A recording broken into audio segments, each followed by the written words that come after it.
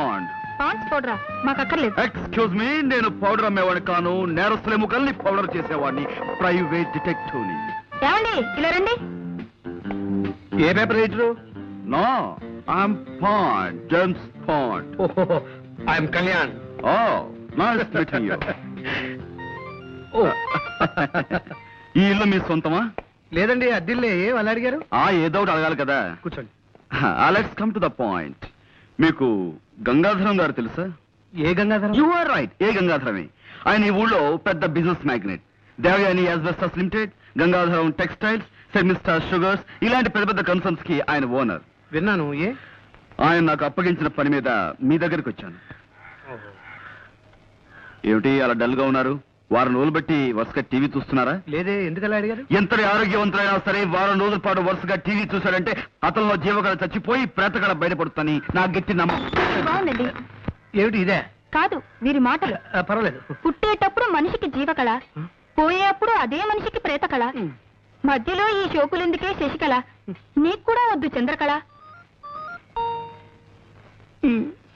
పాపం, నా బతుక్కి ఒక మరకల, నా గుండె మీద చురకల, నా జీవితం అనే పాలగిన్నె మీద ఇంత మందంగా కట్టిన తొరకల.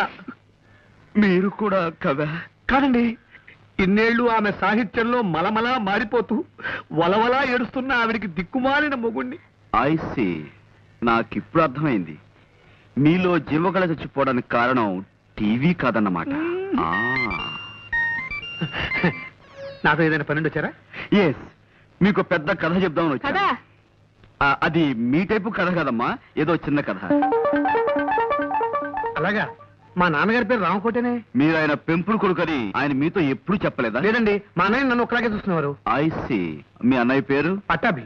ఐసి, ఏం చేస్తుంటాడు? వారికి నాటకాలు పిచ్చి ఎక్కువ. ఏదో నాటకం ఊళ్ళు పడుతూ తిరుగుతుంటాడు. మీ నాన్నగారి ఫోటో ఉందా? ఇదిగో నాన్నగారి ఫోటో పట్రా. అలాగే. ఆయనకి సంబంధించిన ఇంకేమైనా గుర్తులున్నాయా? ఆయన హోమియోపతి మందులు రాసుకునే డైరీ ఒకటి మొన్న సామాన్ సత్తుంటే దొరికింది. దేవి, నాన్నగారు డైరీ కూడా పట్రా. ఆ రెండు నేను తీసుకెళ్తాను. కొన్ని పాయింట్లు వెరిఫై చేసుకున్న తర్వాత తిరిగొచ్చి మిమ్మల్ని గంగాధరం గారి దగ్గర తీసుకెళ్తాను. అలాగే. వారికి థ్యాంక్ యూ. ఏమిటో జరిగిందంతా విన్నాక ఆశగా నాకు ఒక కవిత వచ్చేస్తోందండి. జీవితం అంటే 1 minute, దయచేసి ఒక్క నిమిషం.